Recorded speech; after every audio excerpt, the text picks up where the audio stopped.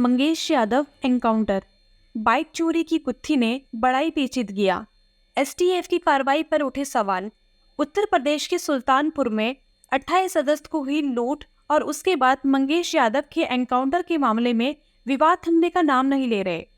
Encounter के बाद से ही यूपी एसटीएफ को सवालों से घेर लिया गया, खासकर उस बाइक को लेकर जो लूट और एनकाउंटर दोनों घटनाओं में इस्तेमाल हुई है। इस मामले ने कई पेचीदगियां बढ़ा दी और एसटीएफ की कार्रवाई पर गंभीर सवाल उठाए जा रहे हैं। बाइक चोरी की उलझी कहानी। इस पूरे प्रकरण में नया ट्विस्ट तब आया जब जौनपुर के नसीम नामक व्यक्ति की बाइक चोरी की कहानी सामने आई। नसीम का दावा है कि 20 अगस्त को वह अपनी मां को जौनपुर के एक अस्पताल में ले गया था और वही अस्पताल के बाहर उसकी बाइक चोरी हो गई। नसीम ने तुरंत पुलिस को कॉल किया और कई दिनों तक थाने के चक्कर लगाए, लेकिन उसकी बाइक की चोरी की शिकायत दर्ज नहीं हुई। मामला तब बदल गया जब 28 अगस्त को सुल्तानपुर के भारत ज्वेलर्स पर लूटपाट की घटना घटी। लूट के बाद पुलिस ने नसीम को पकड़ लिया और बताया कि उसकी चोरी हुई बाइक लूट में इस्तेमाल हुई थी। नसीम ने बताया कि पुलिस ने अचानक उसकी चोरी की रिपोर्ट दर्ज करी, जबकि वह कई महीनों तक रिपोर्ट दर्ज करवाने की कोशिश कर रहा था। लूट और एनकाउंटर, बाइक की कड़ी।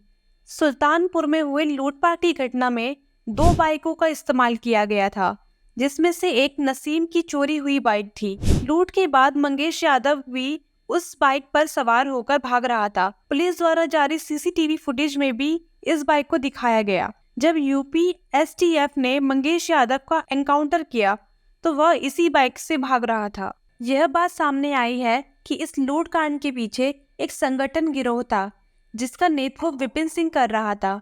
घटना के दिन विपिन, मंगेश और उनके साथी फुरकान, अनुज और अरबाज ने लूटपाट की योजना बनाई। लूट के दौरान कुछ बदमाश अंदर गए, जबकि विपिन और मंगेश बाहर खड़े थे। बाद में फरार होने के लिए उन्होंने बुलेरो गाड़ी का इस्तेमाल किया।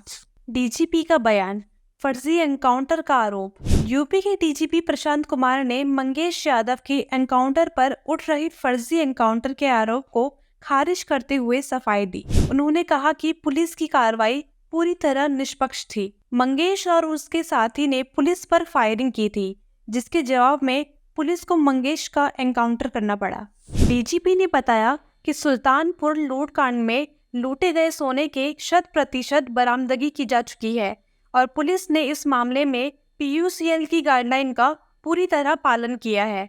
हालांकि सपा अध्यक्ष अखिलेश यादव ने गंभीर आरोप लगाते हुए कहा कि मंगेश यादव को घर से उठाकर फर्जी एनकाउंटर किया गया है। मंगेश यादव के परिवार ने एनकाउंटर को फर्जी बताया है। मंगेश की बहन प्रिंसी का दावा है कि मंगेश 28 अगस्त को अपनी बहन के साथ स्कूल में था, जो सुल्तानपुर से 90 किलोमीटर दूर है। परिवार ने कहा कि मंगेश को झूठे आरोप में फंसाकर मारा गया है। जौनपुर के अगरोरा गांव का निवासी मंगेश यादव एक ट्रक ड्राइवर राकेश यादव का बेटा था।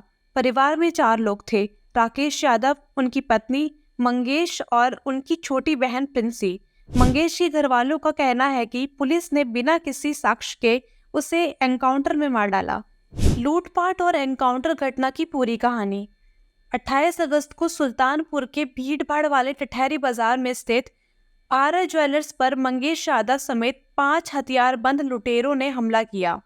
लुटेरों ने करीब 1.5 करोड़ रुपए मूल्य के आभूषण और नकदी लूट लिए और बिना किसी रोक टोक के 4 पुलिस चौकियों को पार कर फरार हो गए। 3 सितंबर को सुल्तानपुर पुलिस ने एक कथित मुठभेड़ के दौरान 3 आरोपियों को गिरफ्तार किया, जिसमें सचिन सिंह, पुष्पेंद्र सिंह और त्रिभुवन कोहरे शामिल थे। इनके पास से 15 किलोग्राम चांदी के आभूषण बरामद किए गए, जो लूट का हिस्सा माने जा रहे हैं। एक अन्य आरोपी विपिन सिंह, जो इस गिरोह का लीडर था, घटना के अगले दिन एक पुराने मामले में रायबरेली की अदालत में सरेंडर कर चुका था। लखनऊ जोन के एडीजी ने 4 सितंबर को मंगेश यादव समेत अन्य आरोपी पर 1 लाख रुपए का इनाम घोषित किया था। एसटीएफ पर उठ रहे सवाल। एसटीएफ की कार्रवाई पर सवाल उठाए जा रहे हैं कि आखिर नसीम की बाइक चोरी की रिपोर्ट पहले दर्ज क्यों नहीं की गई और लूट के बाद ही पुलिस ने इतनी तेजी से नसीम की बाइक की जांच क्यों की। एनकाउंटर की पारदर्शिता और निष्पक्षता को लेकर कई सवाल खड़े हो गए हैं। निष्कर्ष, मंगेश यादव का एनकाउंटर कई सवालों के घेरे में है। बाइक चोरी की उलझी कहानी से लेकर एनकाउंटर तक इस मामले में यूपी एसटीएफ की कार्यप्रणाली पर सवाल उठाए गए हैं।